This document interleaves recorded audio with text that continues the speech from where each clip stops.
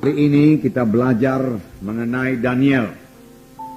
Apa yang penting bagi kita dalam pelajaran mengenai Daniel ini, yaitu Daniel menetapkan hati.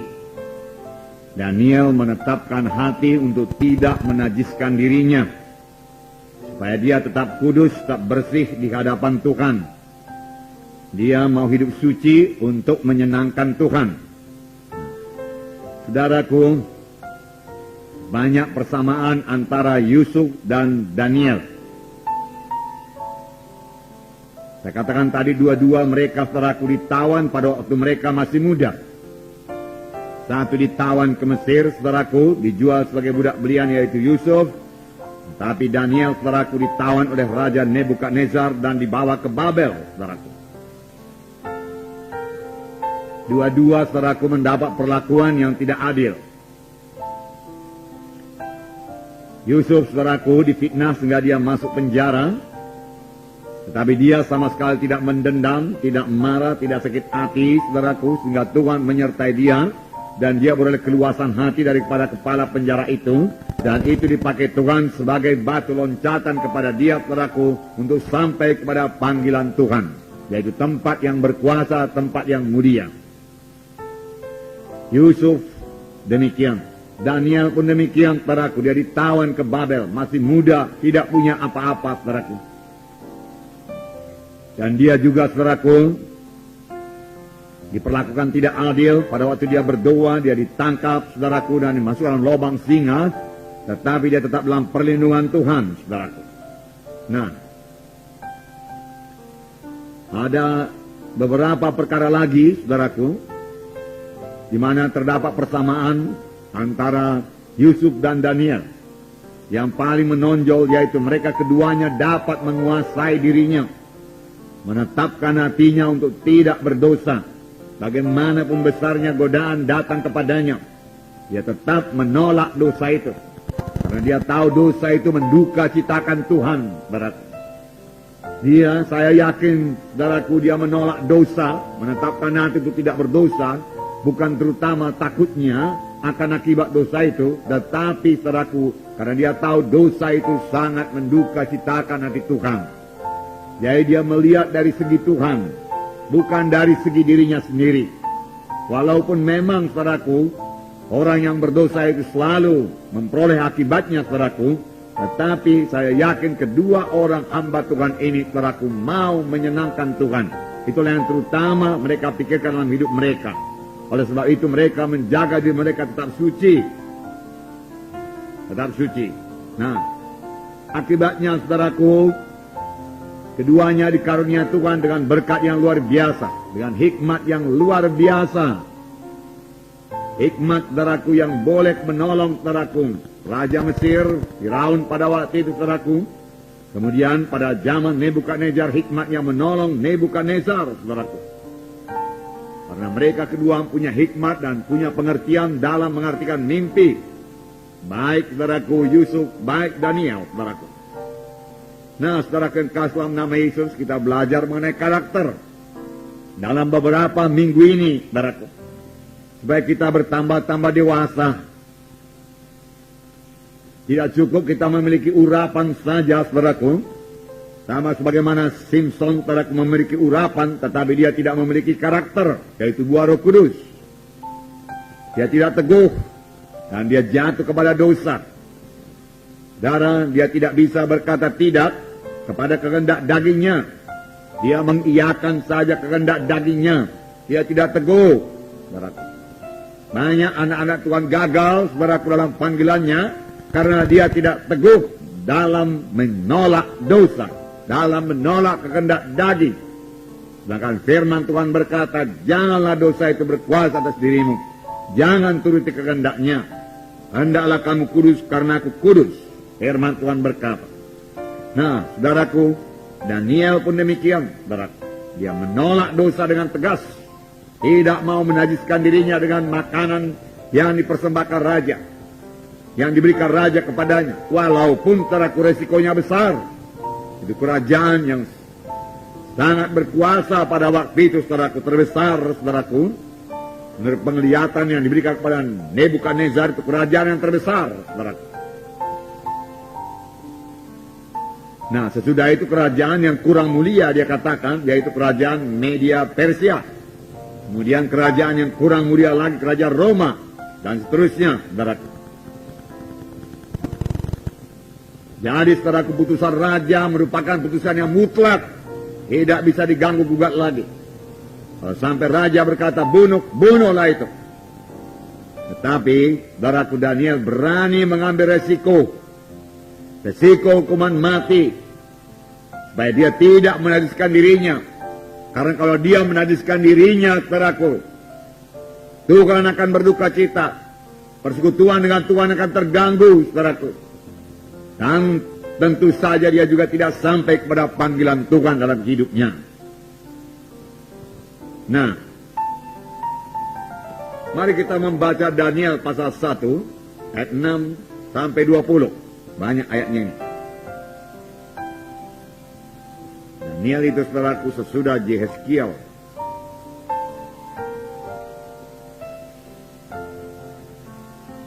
Daniel pasal 1 ayat 6 sampai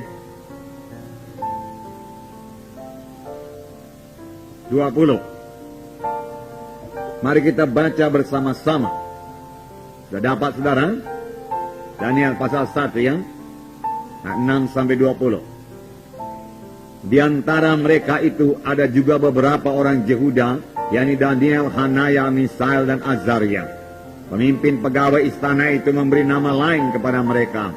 Daniel dinamainya Belsazar, Hanaya dinamainya Sadrah, Misael dinamainya Mesa, dan Azaria dinamainya Abednego. Daniel berketetapan untuk tidak menajiskan dirinya dengan santapan raja dan dengan anggur yang biasa diminum raja. Dimintanyalah kepada pemimpin pegawai istana itu supaya ia tidak usah menajiskan dirinya. Maka Allah mengaruniakan kepada Daniel kasih dan sayang dari pemimpin.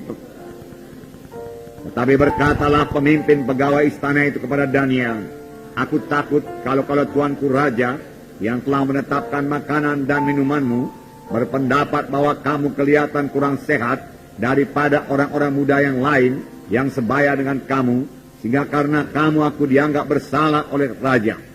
Kemudian berkatalah Daniel kepada pejenang yang telah diangkat oleh pemimpin pegawai istana untuk mengawasi Daniel, Hanaya, Misael, dan Azaria, "Adakanlah pencobaan dengan hamba-hambamu ini selama 10 hari. Biarlah kami diberikan sayur untuk dimakan dan air untuk diminum. Sesudah itu bandingkanlah perawakan kami dengan perawakan orang-orang muda yang makan dari santapan raja. Kemudian perlakukanlah hamba-hambamu ini sesuai dengan pendapatmu." Didengarkannyalah permintaan mereka itu. Lalu diadakanlah percobaan dengan mereka selama 10 hari.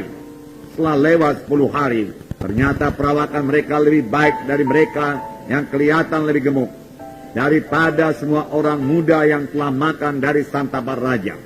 Kemudian pejenang itu selalu mengambil makanan mereka dan anggur yang harus mereka minum, lalu memberikan sayur kepada mereka. Kepada keempat orang muda itu, Allah memberikan pengetahuan dan kepandaian tentang berbagai-bagai tulisan dan hikmat. Dan Daniel juga mempunyai pengertian tentang berbagai-bagai penglihatan dan mimpi. Setelah lewat waktu yang ditetapkan raja, bahwa mereka sekalian harus dibawa menghadap, maka dibawalah mereka oleh pemimpin pegawai istana itu ke hadapan Nebukadnezar. Raja bercakap-cakap dengan mereka, dan di antara mereka sekalian itu tidak didapat yang setara dengan Daniel, Hanaya, Misael, dan Azaria. Maka bekerjalah mereka itu pada raja dalam tiap-tiap hal yang memerlukan kebijaksanaan dan pengertian yang ditanamkan raja kepada mereka.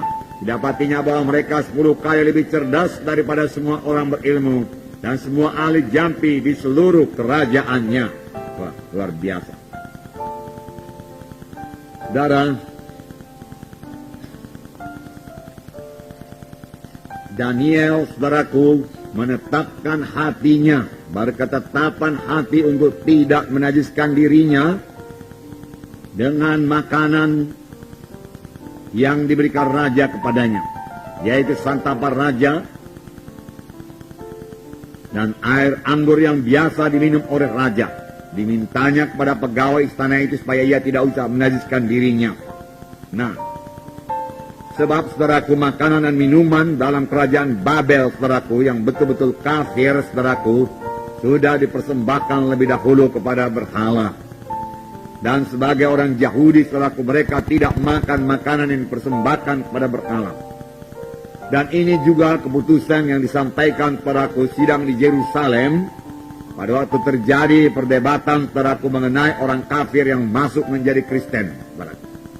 Mula-mula mereka berpikir, saudaraku, Kristenan, keselamatan hanya kepada orang Yahudi saja. Kemudian banyak orang-orang kafir, saudaraku, yang bukan Yahudi selamatkan Tuhan. Lalu, sebagian orang-orang Yahudi berpendapat bahwasanya mereka yang sudah selamat itu harus juga disunatkan menurut adat Musa. Kemudian mereka mengadakan sidang di Yerusalem. Lalu sidang di Yerusalem memutuskan 4 perkara. Tidak usah disunat, dia katakan. Tetapi laranglah mereka itu makan darah, laranglah mereka itu makan binatang yang darahnya tertahan dalam makanan yang dipersembahkan kepada berhala, dan daripada perjinaan, dia katakan, percabulan. Kalau kamu memelihara diri dari hal-hal ini, kamu berbuat baik. Sekianlah selamat, dia katakan.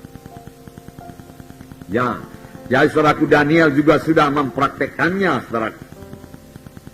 Dia berketetapan hati, teguh hatinya, kuat rohnya, saudaraku. Tidak bisa dibimbangkan, saudaraku. Ya, tidak ragu-ragu, saudaraku, untuk mengatakan tidak kepada makanan yang serupa itu. Hanya soal makanan, saudaraku. Tetapi yang penting bagi Daniel, saudaraku, dia tetap mematuhi Tuhan, mematuhi firman Tuhan, saudaraku. Sebenarnya, saudaraku, sebagai seorang muda, apalagi sudah ditawan, saudara, dan hidupnya betul-betul berada dalam tangan raja, saudara, dia harus mematuhi raja. Ya. Apa kata raja dia harus patuhi? Karena risikonya adalah hukuman mati. Tetapi Daniel memiliki roh Tuhan yang membuat dia lain daripada yang lain, saudaraku. Yang membuat pikirannya tidak pikiran duniawi. Dia percaya akan kuasa Tuhan. Dia percaya akan mujizat Tuhan. Dan dia katakan, kami tidak akan makan makanan yang dipersembahkan pada berhala. Beri kepada kami sayur-sayuran saja. Tetapi pejabat makanan itu, saudaraku, ragu-ragu. Dia berkata, bagaimana nanti kalau didapati raja kamu kurang segar atau kamu kurus? Akulah yang mendapat salahnya, boleh tentu aku nanti dihukum. Daniel memiliki iman, amin, saudaraku. Dia tahu kalau dia berjalan pada jalan Tuhan, tidak menajiskan dirinya, dia pasti diberkati Tuhan. Lebih daripada orang yang menajiskan dirinya dengan anggur dan makanan raja, dengan makanan persembahkan pada berhala. Oleh sebab itu dengan tegas dia berkata kepada pejabat makanan itu, kamu beri percobaan kepada kami 10 hari. Beri kepada kami sayur-sayuran aja. Dan sesudah 10 hari bandingkanlah kami dengan anak-anak muda yang lain yang makan dari makanan raja, dari ayapan raja. Sesudah itu kamu buatlah pertimbanganmu. Daniel betul-betul memiliki iman, saudaraku. Dia belum melihat, saudaraku, hal tersebut jadi. Tetapi dia mengetahui jalan Tuhan. Dia mengetahui firman Tuhan. Bahwasanya barang siapa yang takut akan Tuhan, berbuat barang yang berkenan kepadanya, memegang hukum-hukumnya, maka firman Tuhan berkata tidak ada satu penyakit pun yang bisa menjamah dia. Maka Tuhan akan memberikan kesehatan, kekuatan yang baik pada dia. Dicoba 10 hari. Setelah tiba 10 hari, saudaraku, maka kelihatanlah bahwasanya Daniel, Sadrak, Mesakh, Abednego lebih segar. Mereka lebih kuat, mereka lebih gemuk daripada anak-anak muda yang lain yang minum anggur, saudaraku, yang berlajak-lajak, saudaraku, yang makan daripada makanan raja, saudaraku. Nah, saudara, kalau itu terjadi pada Simpson, saudaraku, sudah pasti dia tidak bisa menyangkal dirinya. Ya, dia pasti suka makanan yang lejak-lejak demikian, saudara. Apalagi minum anggur. Tetapi, saudaraku, anggur yang beralkohol, saudaraku, menyebabkan, saudaraku, kita kurang kesadaran kalau sudah mabuk. Dan firman Tuhan berkata, pemabuk tidak mewarisi kerajaan sorga. Dan orang yang mabuk mudah jatuh kepada dosa. Dia tidak bisa menguasai dirinya dengan baik. Jadi pelajaran kepada kita, saudaraku, tetapkan hati untuk tidak berdosa. Tetapkan hati supaya saudara bisa menguasai diri saudara. Jangan daging saudara menguasai saudara. Jangan hawa nafsu saudara menguasai saudara. Firman Tuhan yang berkuasa dalam hidup saudara. Untuk itu saudara harus bisa menguasai diri saudara. Kuasai diri. Sangkal diri. Firman Tuhan berkata. Dalam Roma dikatakan saudaraku. Dalam buku Roma 6 dikatakan. Baik kita sampai semua kepada panggilan Tuhan, saudara. Memiliki karakter Kristus. Karena kita adalah pengantin Kristus. Pengantin Kristus. Kita ini, saudara. Saya bacakan Roma 6 ayat 12. Perhatikan perkataan jangan di sini. Ada berapa kali tuliskan jangan. Yang berarti jangan. Firman Tuhan ya dan amin. Kalau firman Tuhan berkata tidak, itu berarti tidak. Kalau firman Tuhan berarti jangan, saudaraku, ya, berarti jangan. Ya. Bukan boleh jadi, saudaraku. Tidak, jangan berarti jangan. Sebab itu hendaklah dosa jangan berkuasa lagi dalam tubuhmu yang fana. Supaya kamu jangan lagi menuruti keinginannya. Jadi jangan turuti keinginan dosa. Dosa jangan berkuasa. Tabiat lama jangan berkuasa. Kehendak daging itu saudaraku, ya, kebiasaan-kebiasaan lama yang tidak berkenan kepada Tuhan, jangan pelihara lagi. Jangan dia berkuasa, jangan terikat lagi. Amin saudaraku. Ya. Karena mengikut Tuhan ini kita harus bertumbuh. Kita harus bertambah-tambah dewasa. Bertambah-tambah kuat dalam Tuhan. Firman Tuhan minggu yang lewat, biarlah yang kuat menanggung yang lemah. Bukan berarti yang lemah bisa terus-terusan lemah. Berarti tidak. Dia harus juga bertumbuh, bertambah-tambah kuat dalam Tuhan. Nah, kemudian ayat 13. Dan janganlah kamu menyerahkan anggota-anggota tubuhmu kepada dosa untuk dipakai sebagai senjata kelaliman. Tetapi serahkanlah dirimu kepada Allah sebagai orang-orang yang dahulu mati, tetapi sekarang beroleh hidup. Jangan kamu menyerahkan anggota-anggota tubuhmu kepada dosa. Jangan menjadi alat dosa. Mata kita tidak menjadi alat dosa. Telinga kita tidak menjadi alat dosa. Mulut kita tidak menjadi alat dosa. Tangan kaki kita tidak menjadi alat dosa. Amin, saudara. Ya. Tapi serahkanlah dirimu kepada Allah sebagai orang-orang yang dahulu mati dan sekarang hidup. Dan serahkanlah anggota-anggota tubuhmu kepada Allah untuk menjadi senjata-senjata kebenaran. Senjata-senjata yang berkuasa. Mulut saudara jadi senjata yang berkuasa. Nah, kalau ada anak-anak Tuhan yang lemah dan saudara bicara kepadanya, maka apa yang saudara ucapkan sebagai senjata yang mengalahkan kelemahannya itu, hingga dia menjadi segar, kuat lagi dalam Tuhan. Amin, saudara. Hingga dia disegarkan. Tiap kali saudara bicara dengan satu jiwa saudaraku, dia mendapat berkat. Itulah dia senjata kebenaran. Senjata kebenaran. Ayat 14, sebab kamu tidak dikuasai lagi oleh dosa. Nah, haleluya saudaraku. Dosa tidak berkuasa atas saudara. Karena kamu tidak berada di bawah hukum Taurat, tetapi di bawah kasih karunia. Dosa tidak berkuasa lagi. Saudara bisa melawan dosa. Saudara dengan tegas bisa berkata tidak kepada dosa. Tapi saudara mulailah dengan ketetapan hati. Tetapkan dalam hati saudara. Aku mesti menang. Aku tidak mau berdosa. Tidak bisa dosa berkuasa atasku. Kapan dosa datang aku berkata tidak. Sama sebagaimana Daniel, saudara. Sama sebagaimana Yusuf, saudara. Walau Yusuf digoda hari ke hari, dia tetap berkata tidak. Demikian juga Daniel, Sadra, Mesa, Abednego. Jadi mereka berunding, apa kita perbuat? Kalau kita makan makanan raja ini, kita menjadi najis. Ya. Hukum Taurat mengatakan demikian. Lalu mereka mengambil keputusan. menetapkan hati mereka, tidak mau. Apapun resikonya, tidak mau. Dibodoh pun resikonya, kami tidak akan menajiskan diri. Kalau kami terpaksa berangkat ke surga, kami berangkat dalam kesucian Tuhan, karena membela kebenaran Tuhan. Gagah perkasa, saudaraku. Gagah perkasa mereka. Dan Tuhan membuka jalan. Lihatlah itu, saudaraku. Tuhan membuka jalan.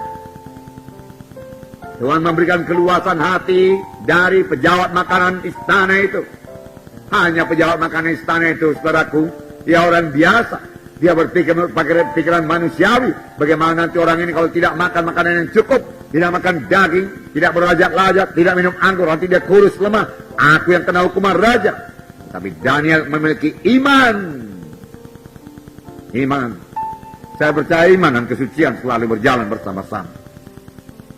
Sama sebagaimana iman kerja oleh sebab kasih. Tentu saja Daniel mengasihi Tuhannya. Sebabnya dia berbuat demikian. Amin, saudaraku. Dia tidak mau Tuhan berduka cita. Tuhan akan berduka cita kalau Daniel berbuat dosa. Karena Tuhan punya maksud yang indah dalam hidup Daniel, saudaraku. Tuhan akan berduka cita kalau saya berdosa, saudaraku. Tuhan mempunyai maksud yang indah dalam hidup saya. Tuhan akan berduka cita kalau saudara berbuat dosa. Karena panggilan Tuhan akan menjadi mandek-mandek dalam hidup saudara. Nah, dia mengasihi saudara, dia akan berduka cita. Nah,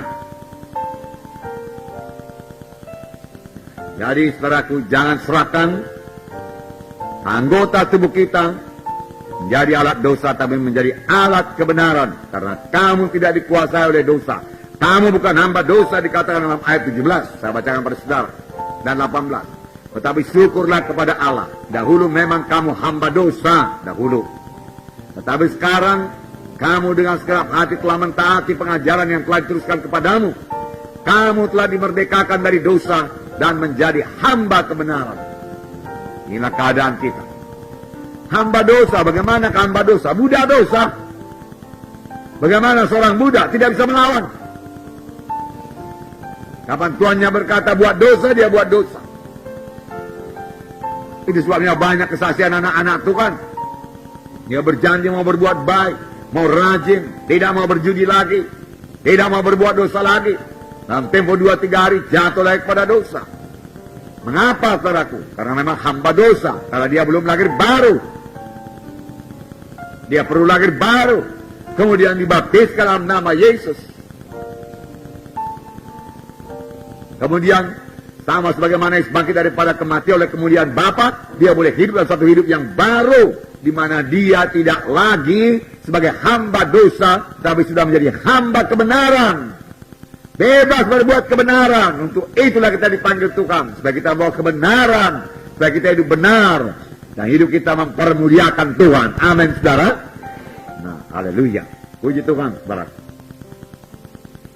Jadi kamu telah dimerdekakan dari dosa dan telah menjadi hamba kebenaran. Hamba kebenaran. Nah, oleh sebab itu, saudaraku, tolaklah pencobaan. Tolak pencobaan. Tidak ada kita ini, saudaraku, yang bebas daripada pencobaan, yang luput daripada pencobaan. Saudaraku, Tuhan sendiri, saudaraku, dicobai. Kalau iblis mencobai Tuhan Yesus, saudaraku, dia juga mencobai kita. Ya.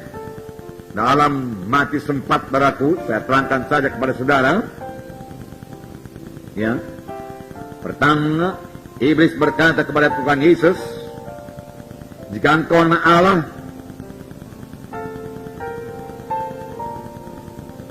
perintahkanlah supaya batu-batu ini menjadi roti. Dari soal makanan. Ya, soal makanan. Nah, tetapi Yesus menjawab, ada tertulis, manusia hidup bukan dari roti saja, tetapi dari setiap firman yang keluar daripada mulut Allah. Kemudian iblis membawanya ke kota suci dan menempatkan dia di bubungan bait Allah. Lalu berkata kepadanya, jika engkau anak Allah, jatuhkanlah dirimu ke bawah. Soalnya tertulis mengenai engkau, ia akan memerintahkan malaikat-malaikatnya, dan mereka akan menatang engkau di atas tangannya, supaya kakimu jangan terantuk kepada batu. Yesus berkata kepadanya, ada pula tertulis, janganlah engkau mencobai Tuhan Allahmu. Dan iblis membawanya pula ke atas gunung yang sangat tinggi, dan memperlihatkan kepadanya semua kerajaan dunia dengan kemegahannya, dan berkata kepadanya, semua ini akan kuberikan kepadamu jika kau sujud menyembah aku. Maka berkatalah Yesus kepadanya, enyahlah iblis, sebab ada tertulis, engkau harus menyembah Tuhan Allahmu dan hanya kepada Dia sajalah engkau berbakti. Lalu iblis meninggalkan dia, dan lihatlah malaikat-malaikat datang melayani Tuhan itu. Saudara, jangan menyerah kepada pencobaan. Lawan pencobaan. Berkata tidak pada pencobaan. Saudara, tidak ada kompromi di dalam Tuhan. Saudara. Kompromi berarti kalah. Kompromi berkata iya pada pencobaan. Saudara. Nah, setan, saudaraku, mencobai dengan bermacam-macam cara. Hampir-hampir seperti dia mencobai Yesus. Saudara, melalui nafsu makan. Saudaraku, kelihatannya soal sepele, saudaraku, tetapi itu tidak sepele, saudaraku. Mana makanan? Dia telah mencobai Yesus, saudaraku, dari makanan. Tapi tahukah saudara bahwasanya manusia pertama jatuh karena soal makanan, saudaraku? Makan buah batang kayu itu. Ketika dilihat oleh Hawa, buah batang kayu itu enak, menarik. Diambilnya, dimakannya. Dia melanggar firman Tuhan. Pada waktu kau makan buah batang kayu ini, kamu akan mati tak dapat tiada. Jadi kematian pada Hawa, kematian pada Adam, kematian pada seluruh manusia, kematian rohani. Saudara. Ada banyak contoh lagi dalam Alkitab soal makanan yang membuat manusia jatuh bahkan kehilangan keselamatan. Saudara. Salah satu diantaranya, saudaraku, Esau. Ya. Dalam Kejadian 25, dia menjual hak kesulungannya hanya dengan sepiring bubur. Murah sekali. Hilang keselamatan. Kemudian dia menangis. Berkati aku Bapa. Tidak lagi berkat, bapaknya berkata. Semua telah kuberikan kepada adikmu Yakub. Lalu dia mendendam, marah, kubunuh adikku Yakub, dia katakan. Padahal lebih dahulu dia telah menjual hak kesulungannya itu. Dalam Kejadian 25 ayat 29, saya membacakan pada saudara. 29 ayat 29. Pada suatu kali Yakub sedang memasak sesuatu, lalu datanglah Esau dengan lelah dari padang. Kata Esau kepada Yakub, berikanlah kiranya aku menghirup sedikit dari yang merah-merah itu, sebab aku lelah. Ya, boleh jadi bubur kacang merah. Itulah sebabnya namanya disebut Edom. Tetapi kata Yakub, juallah dahulu kepada aku hak kesulunganmu. Ya, Yakub ini cerdik juga.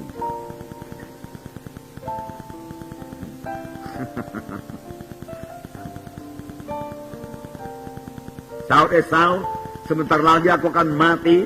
Ya, perkataan yang negatif ya. Apakah gunanya bagiku hak kesulungan itu? Dia tak tahu, saudaraku, hak kesulungan itu, hak keselamatan itu, saudaraku. Tak mengerti dia, saudaraku. Banyak orang Kristen juga tidak mengerti haknya sebagai anak-anak Tuhan, saudaraku. Betapa mulianya jadi anak-anak Tuhan. Apa yang menanti dia sebagai anak-anak Tuhan, saudaraku. Banyak juga berpikir menjadi orang Kristen, menjadi anak-anak Tuhan hanya beroleh kampunan dosa saja. Luar biasa berkat-berkat disediakan Tuhan bagi anak-anaknya. Kuasa diberikan Tuhan bagi anak-anaknya. Hidup berkemenangan diberikan Tuhan bagi anak-anaknya. Sebelum sampai ke sorga, Tuhan mengizinkan dia berbuah lebat.